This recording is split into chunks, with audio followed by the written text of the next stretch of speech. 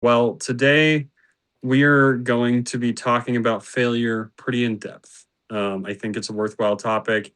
And it's something that, like you said, the guru and influencer culture doesn't cover a whole ton. Um, a little bit of story time, which we'll get into a second, just goes to prove that point. But before we get to that, ladies and gentlemen, welcome back to the Wealth and Wisdom Show. I am your host, Tyler Kryling. And today with me, I have Steve Cauthren, host of the Points of Failure podcast. I love this line, so I'm going to use it as your short little blurb from me. Most execution problems aren't strategy problems, they're operational discipline problems. Unclear ownership, incomplete inputs, poor visibility. That's where programs stall, launches slip, and teams start pointing fingers instead of fixing problems. Steven, why don't you introduce yourself for everyone watching this? Yeah. As you said, I'm Steve Cauthren. I host the Points of Failure podcast. I do a little writing on the side here on Substack. And I also work in the CPG environment, doing a lot of packaging. And I've done a lot, actually. I've spent time in hospitality, restaurant management, bars. I've done a lot, but the crux of my time has been spent in CPG, corporate world. So yeah, that comes from a lifetime of experience learning that when we don't understand going in what our why is, and what the purpose of doing something is, we miss the patterns that get built, and those patterns become things like the good old boy system, and that's how we've always done it, and that sort of thing. And when things fall apart, people we don't know who actually owns what piece, and so the finger pointing and the blaming begins. So that's kind of where that came from. I and this is actually surprisingly relevant right now. You've probably, I don't know if the people watching the show realize actually how relevant that comment is because, in the age of AI, it's almost like we've created a shortcut away from that why, which is so bizarre because, like, when I started writing Wealth and Wisdom 2.5 years ago, um, AI was still kind of getting going. You didn't have people saying, like, oh, AI will do everything for you. Right? I still had to come up with the why. Mm. When I wrote my paper on the economic situation of South Korea, my professor was like, that was one of the things he criticized me for is my first draft was terrible because it didn't have that why. He was like, you've collected all this data, but what does it mean? Yeah. Um, so I like that. You talked about how you have this experience and you've seen like where the why starts to break down.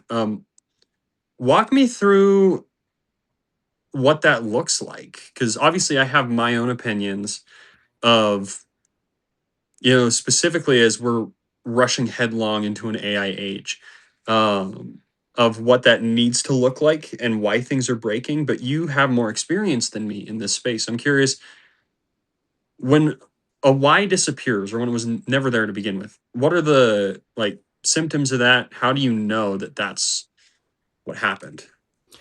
Well, from my time in restaurant management, a great place that I kind of put a lot of this theory together for myself.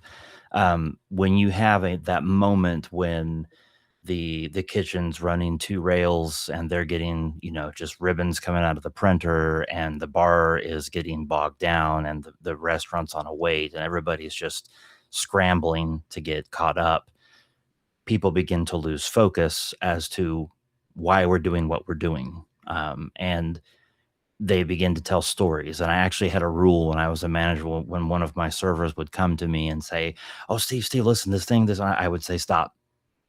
Don't give me the story. Give me the what, give me the why, and that will solve it." Because we don't have time to tell the big story, because the story is what we get lost in. And I think that's where the failures begin to come up, because the failure itself isn't usually the problem. The problem is what we tell ourselves around that failure and what we're not willing to look at.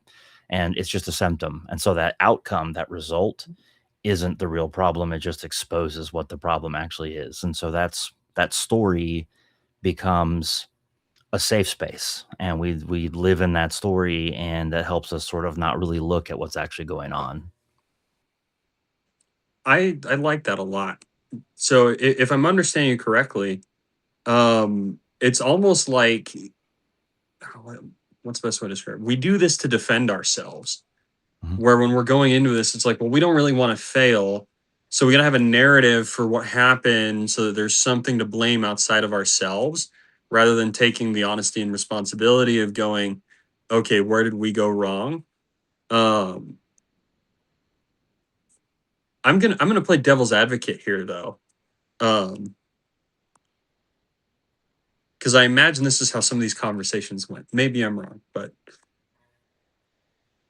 what if they came back to you and said, but it was X thing, it wasn't me? What if it actually was this person? It's not my fault because so and so didn't show up for the pass. They weren't actually on they weren't actually on the line today. I'm just throwing words out I've heard from Hell's Kitchen. I've never worked in a kitchen before, so or oh well, I was supposed to run the bar, but we didn't have this show up, so it's not my fault. I see a lot of it's not my fault recently, and so I'm curious, like, what if it actually wasn't their fault? Well, and often that's the case. It's true that many things are not our fault, but again, that's where that story comes in, because while it may not be my fault that uh, Bobby or whoever didn't show up today to help me out on the line, it's still my responsibility to figure out what I'm going to do about that. So I can sit around and I can piss and moan about it and be like, "Oh, manager, it's not my fault that the kitchen's slowing down." But all I'm doing is creating a story. I'm still doing that. Still creating this narrative that protects me from the responsibility that I have to step into this position and solve the problem. So again, I think Mark Manson said it, maybe someone else has said it before, but we're not at fault for the things that happen to us, because things happen. We can't be at fault for everything, but we are responsible. And I think that I take that to mean that I'm responsible for what I do next. So all of my experiences, I'm responsible for what I tell myself about them, what I make them mean to me, and what I do about them afterward. So fault fault is kind of a useless concept as far as I'm concerned. I don't see what the point is, and say, "Oh, you did that. It's your fault. It's their fault." I mean, everybody's got a fault in something, right? So I think that's kind of useless and not productive. I think what Mm, comes down to how we move forward, there's a problem, there's a solution, and we can't get to the solution if we're all standing in a circle pointing at each other. So we got to move toward right. the solution. So, No, for sure. And something that um really interests me about that, because I think it's connected. I believe it's connected to what you're saying, and I've seen it a lot very very recently, especially as this or that new shiny AI tool comes online to do something.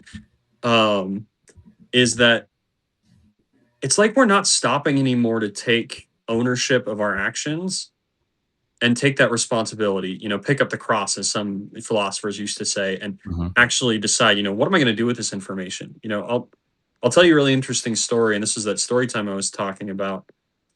Um, because my whole college career, and I was taught how to write financially by a man named Kerry Wasden. He was one of the analysts who found Enron.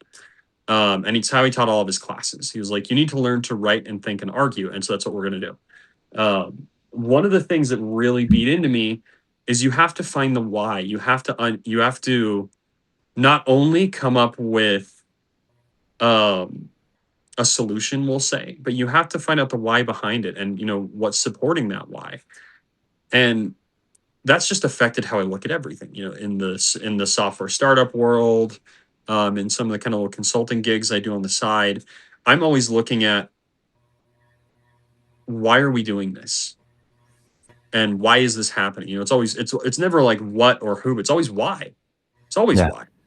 What's going on. But then I see stuff like this. So the other day I saw And I've seen a wave of these since token-based pricing came up. What was that, 2 or 3 weeks ago? Mhm. So the rose-colored glasses are definitely coming off. But specifically, it was a post where a man was saying, and he was using it to pitch his AI startup. But the man was saying that he, as a developer, was hiring someone. Their resume passed the ATS with flying colors. Their GitHub looked really nice. It looked like they did a whole ton of work in their GitHub. There's a lot of code in there. But then he absolutely bombed the technical interview. Absolutely bombed it. And he was sitting there talking about like, oh well, it's just that now if you talk to AI, it gives you like a perfectly polished ATS resume, and you can use AI to like fill up a GitHub account and fake it, but it's really not helping the problem. So we need this other tool that I'm building to fix that. It's another AI tool, right? And what really stuck out to me is it's a solution by addition problem, which never works. No. For people outside of the software world or outside of the engineering world, it's also called the tyranny of numbers, right? Where the more crap you stuff into a box, the more likely it is to break. And specifically, there's this pattern, I see it over and over again, especially now, where companies and institutions will be like, we're adding this thing. And it creates a whole list of problems they didn't think about. And then instead of going back to what they built and saying, okay, how do we make this more robust, or how do we fix these problems with what we already have? How do we adjust what we already have to fix some of these issues? They say, oh, well, now let's go add this thing to solve Mhm. this problem. And then it creates new problems, right? And that's what I was experiencing reading this post. I was like, so the issue, and I think he pointed it out correctly. I'm actually going to be writing about this very soon, where we live in a world now that's optimized for the wrong things. And specifically with hiring, we're optimizing people to have a perfect resume in terms of buzzwords, in terms of writing, in terms of the aesthetic Yeah. of it, right? Or the aesthetic of looking like we can do a job. But then we don't actually have anyone who can come in and test competence, because they go through ATS, you feed them to an HR manager, or worse, an AI recruiter that Mhm. doesn't actually tell you if the person's telling you the truth or not, or if they know what they're saying. Um, and I was just shocked that he found the right answer, but then he said, well, why are we here?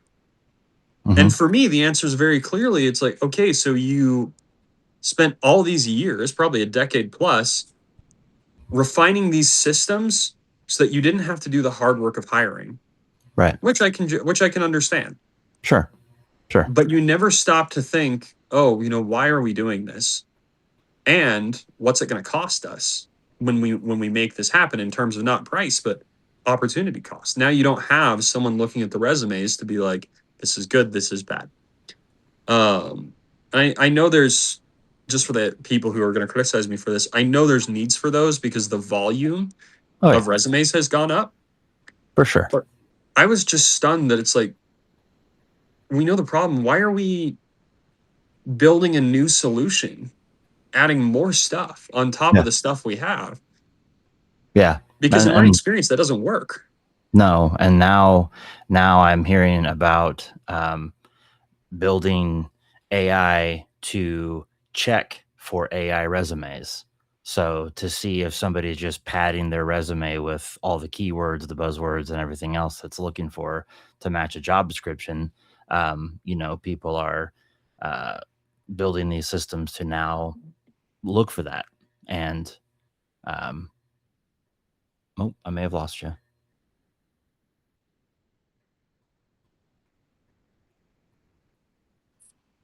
Oh, there you I'm are. back. I'm so sorry. It totally That's all like right. Yeah, no took worries. the last video. You were saying, please Yeah. continue. Um, yeah. So anyway, yeah, I'm hearing about these AI tools being made to track for those AI keywords to see if somebody's just stuffing their resume using AI to, somebody wants this guy that's really good at, Power BI and all these things. So build me a resume that says I'm really great at that, So it's I think yes, we're compounding the problem and we're creating a space for a larger failure, as it were. Um, I do understand the necessity as a hire you know, if someone's a hiring manager and they've got you put out a job rec and they get 100, 150. Some of them, I mean, gosh, think about companies like Walmart probably get thousands of applications for any one job requisition. Mhm. That's a full-time job as it is to read resumes, you know? So, I understand the ATS system and its necessity, but I do find that it has its own weaknesses, and creating more tools to combat tools. We're working in a circle, and I think we're creating larger failures, in the workforce. So, No, and I would agree because, part of that is, and maybe this is the solution, right? I'm not telling people, I'm not prescribing anything, just suggesting, right? Maybe it is that for low skill, high volume jobs, you do need that system in place. mhm, I was on an interview today talking about a sales role. Um, and they asked me what I would use AI for when they were telling me kind of how their system works. I was like, well, I would use an AI agent to help me make phone calls. I'd train it on my voice so it sounds like me, and I would use that to help me get things going, or at least like set up scheduling so I can talk to these people in person, because that lowers the time window and you can get more deals, right? Um, but if we're talking high skill, you know, if we're talking like chefs, we're talking engineers, we're talking lawyers, etc. Um, I would argue you do kind of need that human element there absolutely. because it's a low volume. You know, sure, you're going to get like, could you possibly get 100 resumes on something like a credit analyst for Goldman Sachs? Sure, at any one time. But that's pretty low volume and it's high technical skill. Right. The AI is not going to know how to how to parse those out correctly. Oh, no. No. It's just not. You know, I'm going to make a very critical video for the YouTube channel here today probably, but definitely the next couple days, because I'm using AI right now at my job. We're using it for development, and what the agents gave us is not up to bar at all, at all. And it was very like I was shocked with how much time it's taken to build what it built and how off it was. But again, that gets back to, like you said, it gets back to the why, it gets back to the context. Um, because we've seen, and I think we've seen recently with all the news coming out about people using millions of dollars of tokens in a day. I don't think anyone's stopping to ask those questions or to make the determination of, okay, what exactly is the scope of this? Mhm. They're going in and saying, build me my cash flow model. And it's going to cost, $100,000 worth of tokens, and it's going to take 15 hours because this thing tries to figure out how to do that. And I think we're going the wrong direction in that, personally. Yeah. Well, and obviously the token play is because everybody that's invested in all the AI companies they're losing money. They're they're upside down and they're trying to recoup. So I mean that's the clear move on all of a sudden your unlimited usage for $20 a month became that's a certain number of tokens. And so it's it's a money grab for sure. I just the thing my thing with AI, and I use AI, I use AI constantly, but I use it for tasks that I can't complete. Like, I built a quick web page, a landing page, so that I could sell tickets to an event because I'm not a web designer. I know how the basics of HTML, and there's a lot of web designers out there right now going, HT what? Don't use that, because JavaScript. And I mean, I lean on my friend for that, but I don't know how to I don't have the time. I don't have time for Right. that. So I throw those kinds of things at AI, but when I write and that kind of stuff, I we're I think we're moving so far away from the human element, And I think that's the fear that a lot of people have, the artists, and with the AI covers of music and being able to take your own voice and make it sound like you're singing a song, all these different things that are happening. I can understand the fears that a lot of creators have, because if AI can just generate an image of something really quickly, well, then you don't need a photographer, do you? You don't need an artist. That's how it feels. I don't personally believe that. I still think the human element is, AI is never going to be better at something than an expert at that same thing is. AI can maybe think quicker on its feet and it can kick some things out, but I can ask AI, "Oh, I've got this pain in my side. What could it be?" Well, it could be all these things, but AI can't Right. diagnose me, and I'm not going to rely on that. So there's still things that AI just isn't going to be. I I don't know how AI is ever going to get there. I know a lot of people think Skynet goes live and whatnot, but I don't know how AI is going to ever get to the point that it can actually replace an expert in certain things. If we're just talking about creating websites and engineering things, I mean, maybe that could be a real fear. But you know, yeah, we're creating a space where we're doomed to fail, and we're all going to be sitting in a big powwow one day, looking backward, asking why did that happen, and coming back to that why is almost as important as the why we did anything to begin with. Right. It's I'm glad you tied it back because that was where I was going to go with this. One comment, then we'll loop back around to this for people at home, and this is my personal opinion. Um, AI will never get there because, and this is the way that I look at it. AI outputs are a derivative of all the inputs that go into it. Mhm. And less technical jargon for everyone, obviously, a derivative is a piece of something that's created from some kind of base piece. So like in mathematics, a derivative is a line based off of a slope of a line. In finance, a derivative is an instrument that trades on the movement of something underneath it. Um, and in this case with AI, it's a derivative of everything it was trained on. And so it's never going to get there because that requires it to make content of its own that's as good as the training data, which I'm not sure it can do. Yeah. I'm going to be honest, AI has never given me a it's given me some really interesting things. It's never given me an original thought. Oh no, no. And you know, but I want to jump back into this why that we're talking about and how where failure comes in because I think, part of this, and I could be totally wrong, but I think part of this is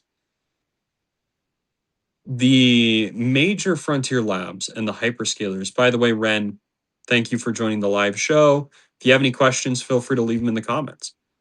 Um, but the hyperscalers and the frontier labs, I don't think they ever asked, why are we doing this? And why does it need to be done this way? And, what's the purpose? Where is this going? As much as they, built something, they're like, look at this neat little thing that we built, this AI, artificial intelligence. Um, and people started throwing investor dollars hand over fist at them. And they're like, oh, I guess we'll just run with this. Everything that I read news wise about how the model companies and the frontier labs run their businesses tell me that there was no strategy going into this. And there was no process in place for how to put that strategy into effect. Yeah. It's literally flying by the seat of your pants, is what it sounds like from out here. Um, and it goes back to like what you were saying, where they didn't ask the why. And for personally, I think they're scared to fail because there's so much writing on this. I mean, oh, what was the statistic I read? Right now, the big hyperscalers make up 40% of our entire US equity market. And with SpaceX, OpenAI, and Anthropic going public, it will be half. So if those companies have a downturn, like for example, they say we really screwed up and their stock price falls, hundreds of millions, if not billions, of investor dollars are going to disappear. Oh yeah. And on top of that, all of our productive GDP growth came from AI last year. So there's so much riding on this where I think they're afraid to fail. So they're going to do whatever they can. They're going to play whatever games that they can to make this work, because if not, the egg's on them and they look like a whole bunch of idiots who just did irreparable damage to the economy and to our culture as well. AI, like, obviously that's not AI as a whole. AI will continue to be and will continue to exist and do things, but specifically the hype and the narrative we built around AI, I think, is very damaging because they never, like you said, took the steps to figure out why are we doing this. Yeah. Oh, for sure. And I think that the thing about AI is that it is artificial, right? The it's not it isn't easy to create intelligence. We can only create the artificial intelligence. That's, it's mimicking intelligence, the imitation game, old Mr. Turing back in the day. And we can't really create intelligence. Like you said, no matter what output you give, or rather input you give to any AI LLM, what it kicks out isn't original thought. It's literally just it's as if you could access all the information in the Encyclopedia Britannica collection just like that. If somebody asked you about hippos, you could, pop off everything about hippos. And that's really all it's doing. It's just referring back to what it learned itself. And it's no different in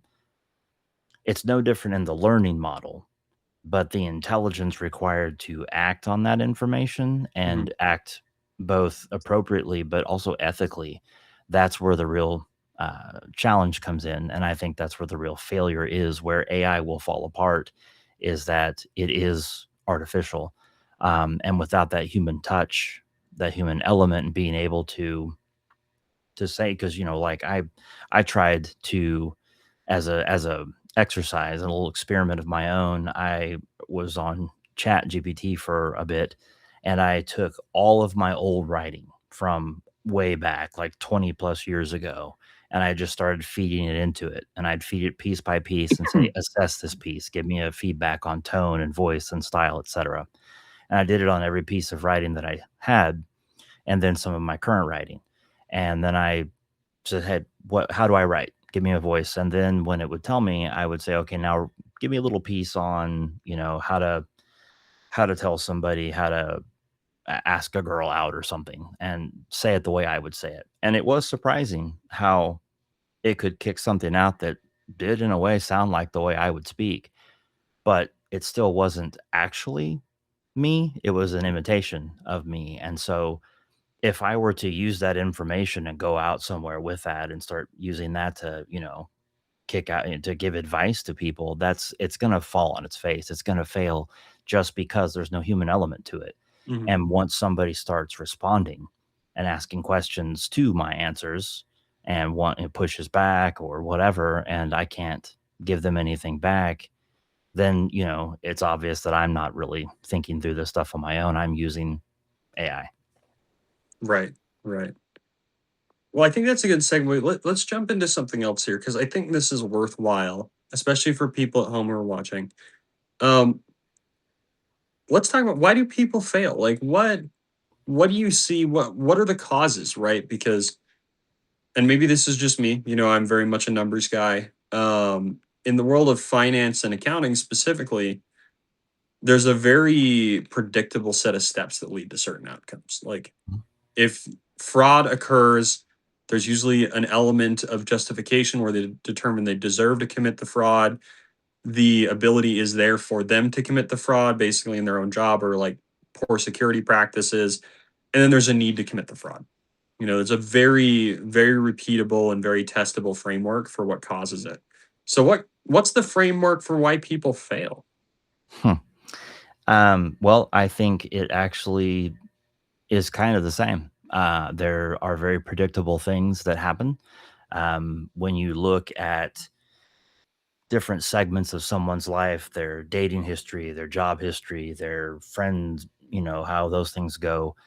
There are predictable things there. There are repeated patterns. I don't want to call them repeatable because the better move is to solve those and not continue to repeat them. But that is what's happening.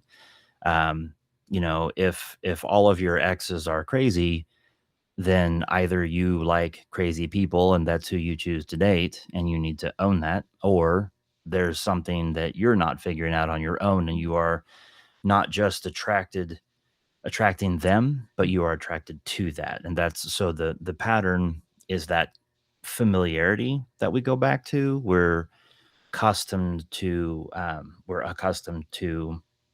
what feels right, what feels normal. I don't like to call it a comfort zone. It's more of a familiar zone, but it's the same model. It's the same model as it is in finance. There are predictable things. So if I look at somebody and they can tell me, if I could see the course from day one to the last day of somebody's relationship or their job cycle, um, you could probably chart those. So this happened, this happened, this happened, this happened, and I can look back at your last 5 relationships, and I can tell you that that same pattern repeats itself every time. So I think it's the same model. That's the framework. Habits we create that become patterns in our lives that we don't escape, and we just keep living that cycle until we stop and say, "Wait, I don't like this anymore." I appreciate that because, personally, I experienced that in real time. I mean, when I Yeah, met my wife 5 years ago, I was so used to dating. I felt kind of attacked. You said you only date crazy because I did date crazy, and I feel you. nothing against them. Looking back on it as I've matured, I'm like, some came from really broken homes, and there was just some stuff going on that was causing that, and of course my own human failures as well. But when I met my wife, she was so different from everything that I had experienced before. I looked for problems that weren't there. For probably 4 months of our dating, I was like, "There's gonna be issues, I'm gonna find them," right? Mhm. And they didn't exist because they weren't real problems. I was looking for patterns in behavior that weren't there. Um, to quote the AI lingo, I was hallucinating with that, where I was looking for something that didn't exist. And so that's really interesting. Okay, so let's expand on that a little bit. So let's talk what kind of overarching, we'll call them like assumptions, beliefs, habits.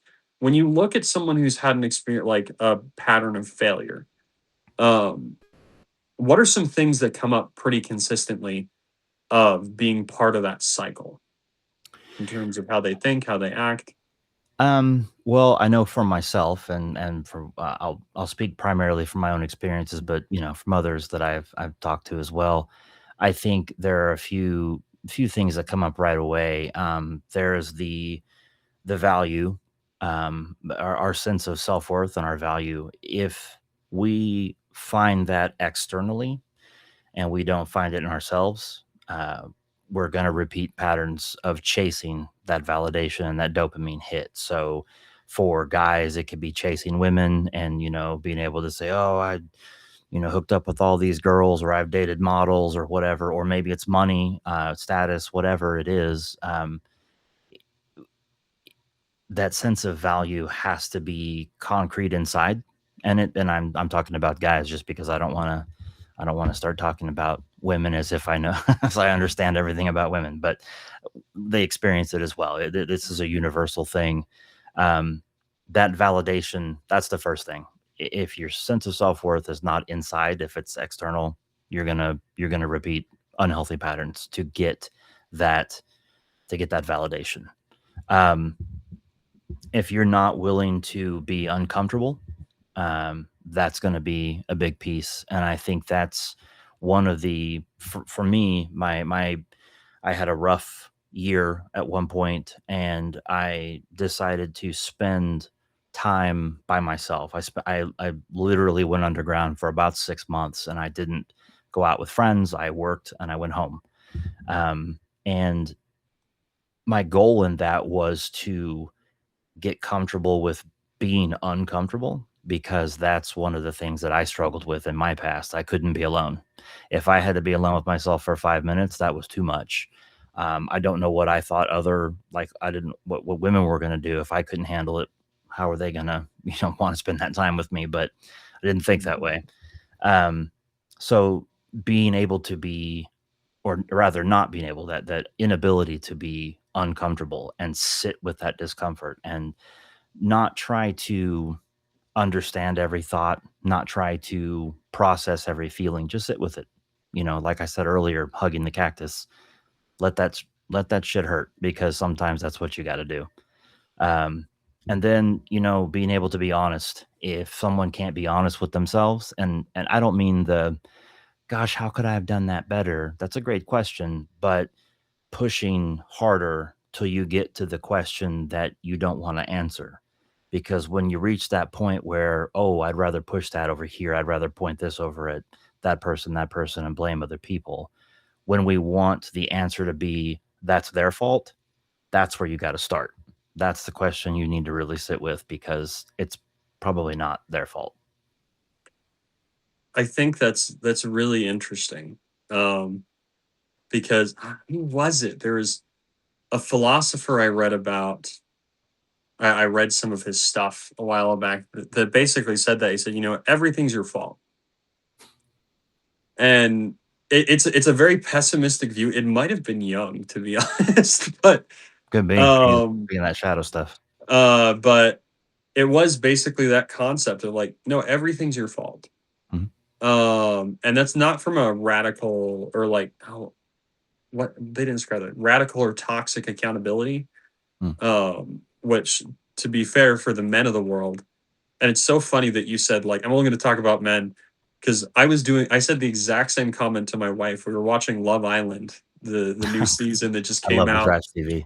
yeah, yesterday, and I wanted to pull these dudes aside and be like, stop being a moron. And she was like, Mm. I love how you're commenting on just the guys. I'm like, well, I'm not going to comment on the women. I don't know what's going on with them. Like, sure, they're making mistakes, but at Yeah, least with the men's, I can understand them right. better.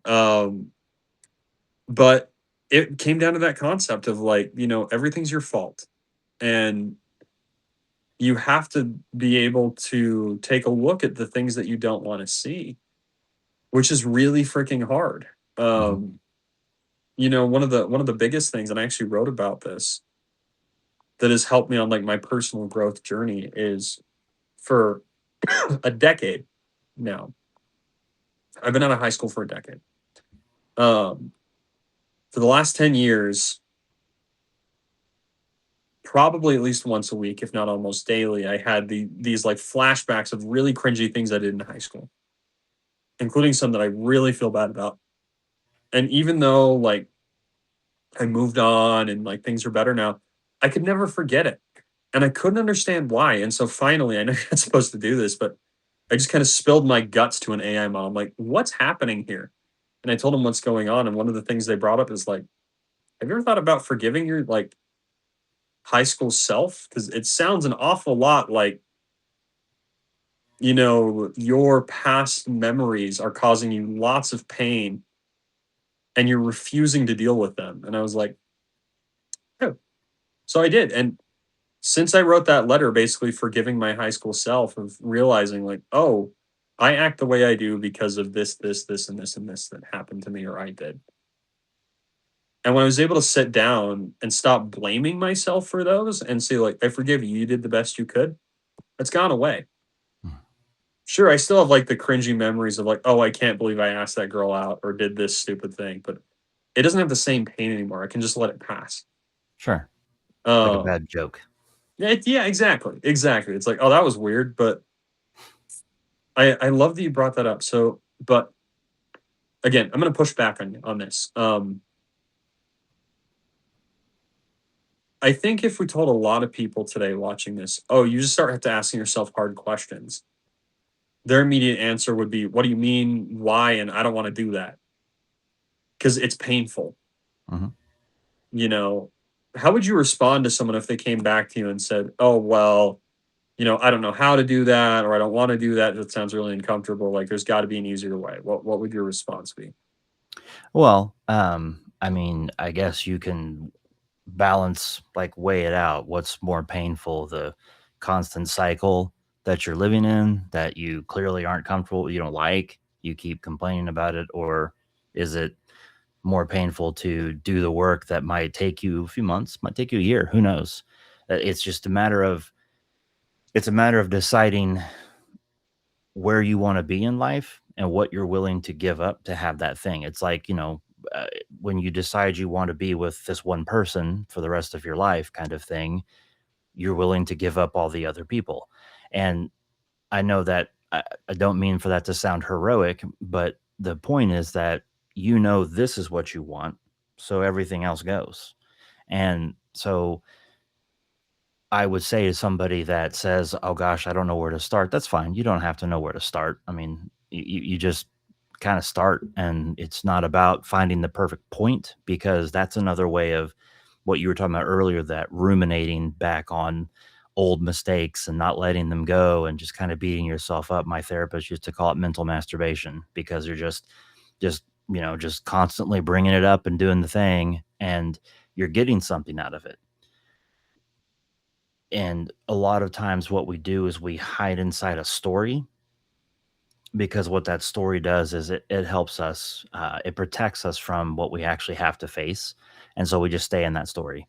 And it's, one of my hangups that I like to do is I like to constantly get real cerebral and, think about, my patterns, and read this book about my patterns and write down the processes of my patterns. And then here's how I can fix that, and constantly go through the process of what it takes to fix it. But then I don't ever actually do it. And then I find myself actually doing the thing that I know I need to not do. Like, oh, okay, I'm wasting time here. So I would say figure out what that story is that you're telling yourself, and then ask yourself, what is that story doing for you? Because when you understand what the story is doing and what it's protecting you from, that is where you start. That's the question you need to ask. That is surprisingly prescient, my friend. The narrative is strong in our culture today. Um, some of it's warranted, I think. At least I'll say this: some of the underlying causes of those narratives are warranted. Like Sure. I just finished, and sorry, side comment, back to the Love Island thing. It's so funny where you're like, you know, people seem to be uncomfortable with they seem to be uncomfortable taking opportunity risks anymore. Mm.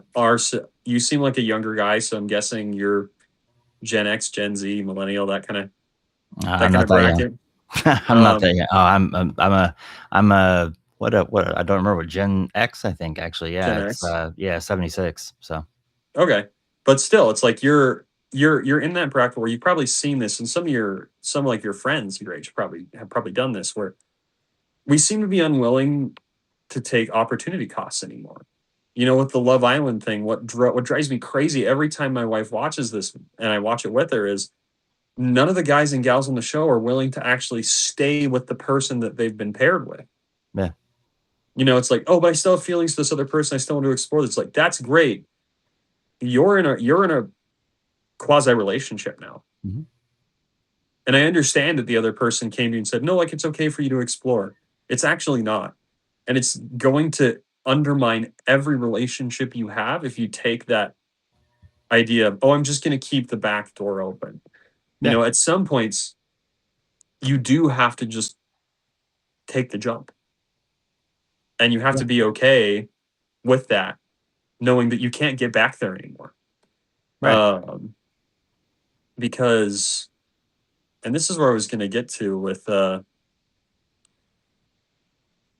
some of your comments there of how you'd respond is, you can't really avoid that idea. You can't avoid doing the thought work, as I like Sure. to call it. You do have to, like you said, you do have to actually, at some point, you kind of have to face those demons. Yeah. Otherwise, Yeah. you're just going to put it off forever. Right. You've got to find a place where you start understanding, why do I do this? And I did that. I went down I actually I started in a weird way down a path, trying to learn how to convince an ex to come back, and then I went down the road that led me to these weird ex back coaches that mostly are full of nonsense. But then that led me to attachment theory, and I started understanding a lot of things. And then I started understanding, oh, that's why I do that. It's not because I'm crazy, because I thought I was crazy. It's not because I'm crazy. It's because I'm anxious and I've got these things. And so I started learning that. But at some point, you can't keep hiding behind, oh, that's because of my anxious attachment. Oh, that's because they're avoidant. Oh, that's because this or that. At some point, you have to start living the things that you Right. know you need to do. And to your Right. point with the Love Island is making the choices. My partner and I, we love the all the trash TV too. We watch them all the Netflix ones, and we had watched Perfect Match, and then a little bit of I love Married at First Sight. Yep. Um, and one of the things I found very interesting, especially on The Perfect Match, the toxicity is really bad because what they've done is I understand they've created a model where everybody's supposed to date everybody and figure out which one you think you connect with. And that's okay. It's fine to explore connections. I don't think you have to explore them in everybody's bed. I don't think, that's the place to explore every single connection. And that's the thing. And I was really impressed actually with this last season of Perfect Match. I'm shilling now, I guess. Hey, Netflix. um, need a sponsor over here. But the there was a guy on the season, and Jimmy, I think was his name. He's a basketball player, whatever. I really didn't like him when he first came on the show. I thought, this guy's a douche. He's going to be a player, a tool. I was actually really impressed that pretty much from the jump, he and the girl that he matched with, they stuck it out. They're like, you know what? I think I like you, and I want to see where this goes. And that back to the choice, you have to decide what you want and what doesn't align with what you want in your life, whatever that is. If you want to be super fit, then, eating candy bars and gallons of ice cream while you watch TV on the couch doesn't really align with that goal, with that desire that you say you have. So, what do you want? What are you doing and how's it working for you? Right. And so, make a choice. And this is where I talk a lot about choosing to stay on the path as opposed to being kept on the path, because those are different things. And I think a lot of times you find, especially in men, we tend to be kept on the path. A lot of guys would stay true to their partners by, what is the saying? Just because I'm on a diet doesn't mean I can't look at the menu, that kind of stuff. Well, then you're not choosing to be on that path. And I'm not saying there's anything wrong with being attracted to other people. I'm not going to get lost in an endless sea of caveats here. But the point is, there is a path that you decide to walk on, and you're either going to stay on it or you're not, or somebody's going to keep you on it. Which one do you want to be? Because there's a sense of ethics and true value, I think, in one of those, and you have to decide which one of those is the most important to you. I appreciate that. And we are running short on time here. So I'm tempted to just cut it there, but I think we need to bring up one more thing. Um, we need to talk about narrative again really quick, Sure. just as we're closing out, because I think, especially for men, especially for younger men, Mhm. we get lost in the narrative a lot. So a little psychology thing I discovered while I was working at Beyond Abundance here. The one of the big things about human psychology is we go about determining meaning first in everything before we determine what something actually is. So to your point, like we go and we say, I want a long-term relationship. That's important to me. That has meaning. Before, just by nature, before we say, okay, well, what does that look like? Um, And I think the thing that is robbing a lot of young men today of the life that they want, and I gotta be careful because I don't want to turn into another blame game, but we get so lost in the narrative of whatever it happens to be. Both sides, like black pill, whatever, like it doesn't matter. It's all a narrative, right? Whether it's, oh, all the women are against you, so you should just be a player and, never settle down and work 100 hours a week, buy like a yacht in Dubai or whatever. Or if it's just like, I'm not going to try anything because the world's against me. It's all a narrative. And speaking to young men, I would say the biggest thing that you can do is you've got to stop doing that. You have to actually sit and stop repeating that. And you actually have to determine, okay, what the hell do I actually want? And what am I willing to do to get it? Yeah. So walk me through some of your thinking on that. Is like, just as a closing thought, how do we get out of that? How do we get out of that narrative? Because I think a lot of people are stuck right now.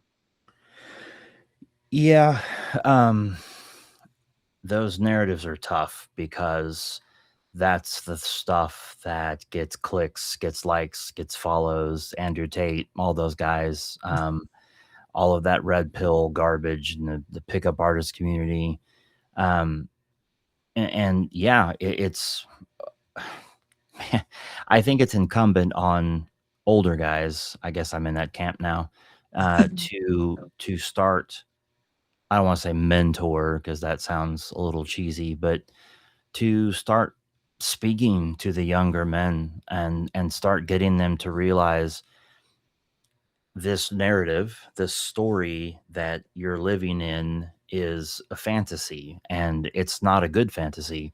Um, Women aren't social climbers. They're not gold diggers. There might be some that are, but there are just as many guys that are useless. So, I mean, the thing is that we all have to stop trying to find someone else to be the solution to our problems.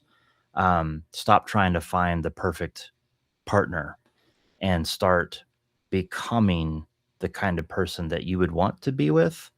And that's everything. That's not just dating, that's jobs too. Instead of, I want to be the CEO, why don't you just be really good at what you do right now and just be good at that? And then, that may come and it may not, but it won't matter because you can walk away knowing, hey, this is what I'm really good at. We have to break out of the cycle, and the only way to do it is to start asking those honest questions. And honest isn't a strong enough word because a lot of people think they're being honest. If I was to ask people, hey, are you being honest with yourself? Oh, yeah, yeah, yeah, I'm being honest with myself. But are you? Because until we are willing to, uh, I hate using things that feel like buzzwords, but radical responsibility, right? To take everything that's in my life and realize I own my life. There are only a handful of things that I don't have any control over. And, one of those is other people, obviously. But those things that I don't have control over, I don't need to worry about. I set them aside and I focus on what I can do, and realizing that to the Tates and the PUA guys, women have value inherently as human beings the same way that men do. Men aren't the problem, women aren't the problem. The problem is that we're pointing across the yard at each other, and we've got to start looking at ourselves, and we need to start sitting down and having real conversations. And that's what I think would really help guys, this younger generation of men coming up, because we have such an onslaught of these red pill guys, um, to have other men step up and say, wait a minute, no, no, no, no, no. That's not how you act like a man. Perfect. Well, Stephen Cauthren, everybody, thank you so much for coming on the show today, Stephen. I appreciate you, Tyler. Appreciate you. Everyone at home, please, if you could do us a big favor, go and follow Stephen Cauthren on Substack. Follow the Wealth and Wisdom Show as well. I think you have a YouTube channel as well. It's in your links. So go Yeah, check it's out. it's not Go ahead. nearly as active, but it's there. go check out the Points of Failure podcast. Please. And again, thank you, Steve. Thank you. Thank you, everyone who's watching this. Have a wonderful week. We will see you guys next time. Bye, Thanks, man. everybody. Appreciate it.